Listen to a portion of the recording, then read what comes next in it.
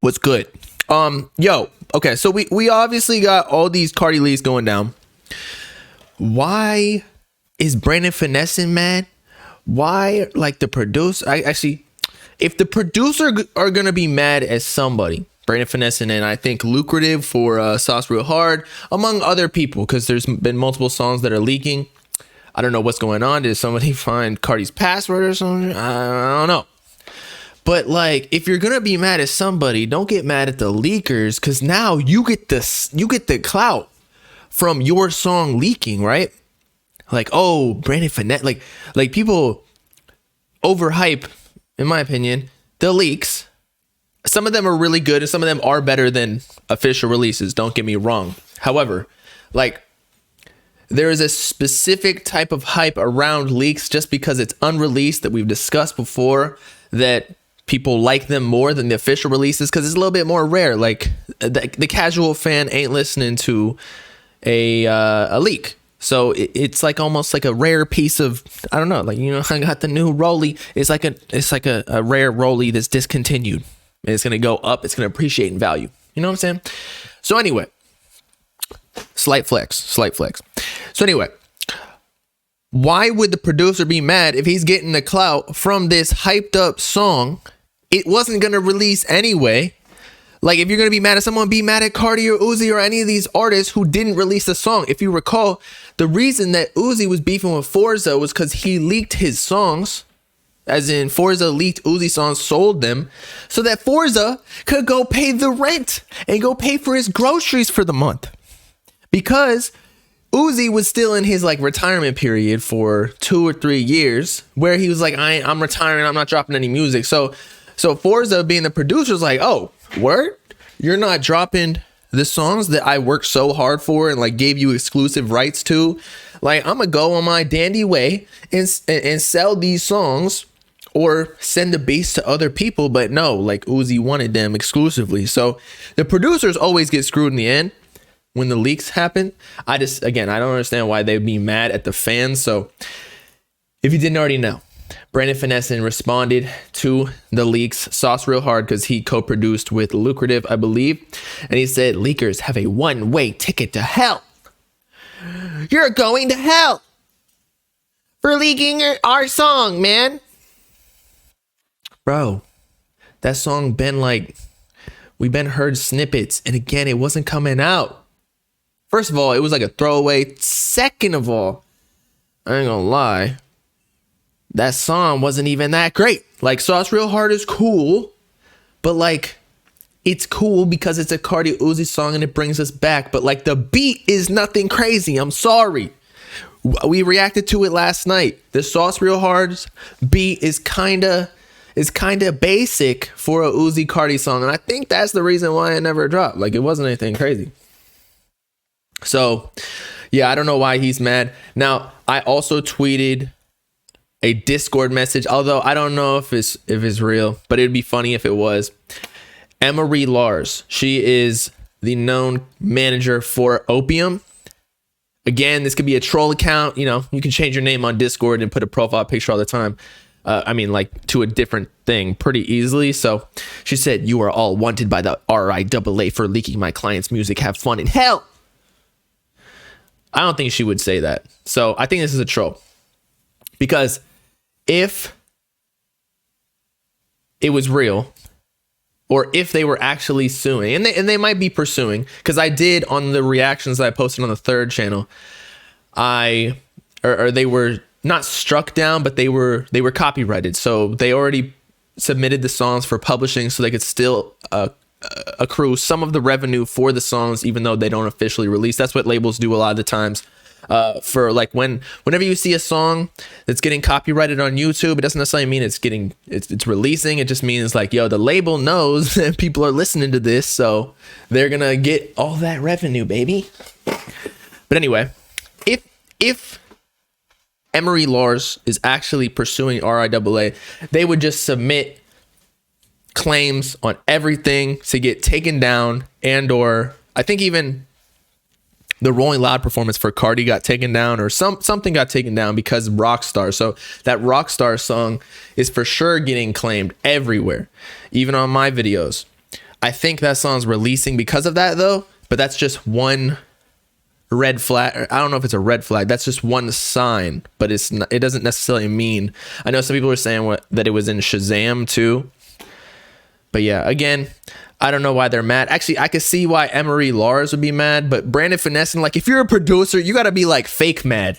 Like, you guys are going to hell for leaking my song with Uzi and making me more famous. And then like low key, like, keep leaking the music that Uzi's low key stealing bread from because he's never going to release our beats that I worked so hard for. Like low key, that's how some producers come up. You have a song with a big artist and you know they're never going to release it. So, you know, you sell it on the back end to an archive page, or you just leak it yourself on your own page. And then people start, you make sure your tag is fat at the beginning and says your name. Like if your name is, let's say lucrative in this, at the very beginning, you got to have the watermarks almost like these leakers do with the waterfalls. Make it so annoying that people have to know your name. For real, bruh, us producers have to make hundreds of beats and only a small fraction of them get heard.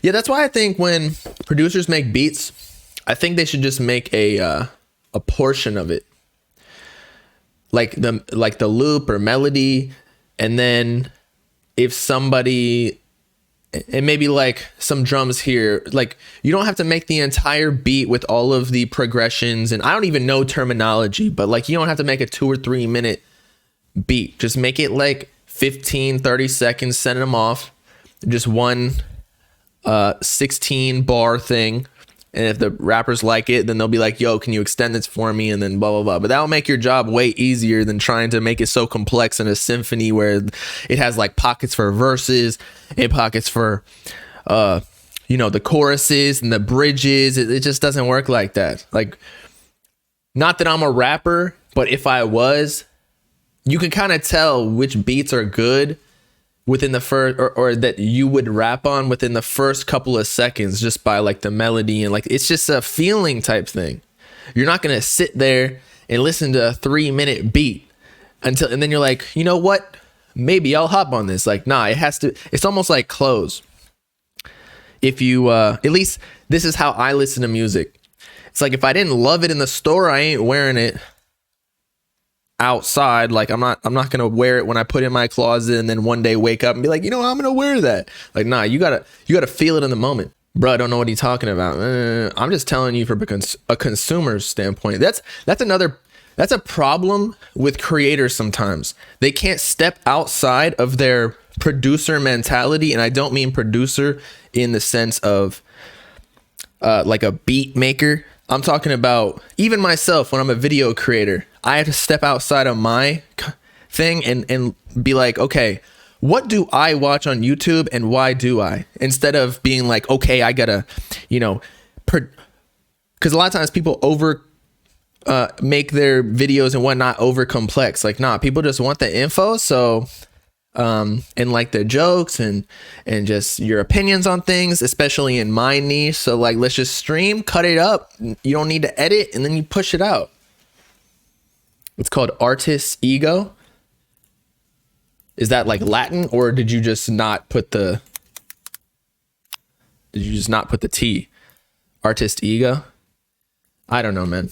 It's called stay in your lane. That doesn't mean stick to one thing the rest of your life. I don't know what that, I don't know if that's a diss or anything, because people do be saying that, like, stay in your own lane. It's like, bro, I'm just trying to, as a music consumer, just trying to give you my opinion. You don't have to take it if you don't want to. Why was Carti's Rolling Loud deleted? I think it was because Rockstar was on it, and so it got claimed probably and taken down. How are leakers not in jail if some of them literally show their face? I mean, it's hard to prove who leaked a song, because usually they're posted on like the anonymous sites, like what are they called? Like Kraken Files is the new one. There was another one. I can't remember what they are, but yeah, it's an anonymous hosting site. So even though somebody might take credit on Twitter or whatever, or Instagram or wherever they show their face, and they might say like, yeah, I leaked it. Technically, you can't prove that they uploaded that file unless those sites get, a warrant from a, federal organization, which is actually, that could happen. And then if you have a business or a website, you have to give them your address. I think you could probably host an anonymous website that is hosted by a random address too.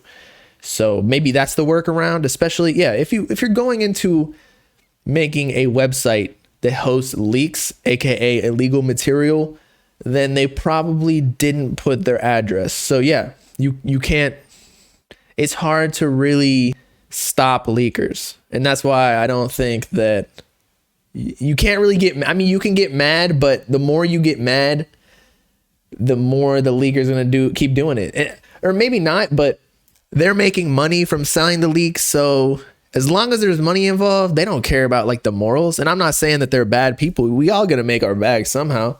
If I had leaks, I'd probably do the same thing. Hey, make 20K off one song. Are you kidding me, bro? You ain't gotta work for like a couple months off that. Some people, depending on how you do it, I mean, you can even get if you do it in Bitcoin or a crypto and then never cash it out into US dollars, shit. The IRS can't track you. They can't tax you on that. And if you pay with Bitcoin, yeah, you'll never get taxed by keeping it out of the US dollars. So you could make that last a long time. A long time. That's a down payment. Exactly. Shit. And if you do what's it called? An FHA loan, where essentially you only have to put like 3 to 5% down for a house. You have to pay PMI, which is like insurance on the loan though. You could even get a bigger house with 20K. Although I think there's limits. Like if you got 20K, they're like, nah, we're not going to give you that. We're not going to give you a discount because we know you got bread. The IRS low-key sucks at tracking crypto. Yes and no. Yes. I mean, they suck at tracking the US dollar too. I mean, I think they could really find you because they hire hackers and people who know that game in and out. Like laundering, whatever it's called, white hat hacking. Like they hire hackers who know, like were once potentially black hat hackers, people who did it maliciously. And they're like, yo, come on this side. We'll give you a bigger bag than what you were making before on that other side doing illegal antics.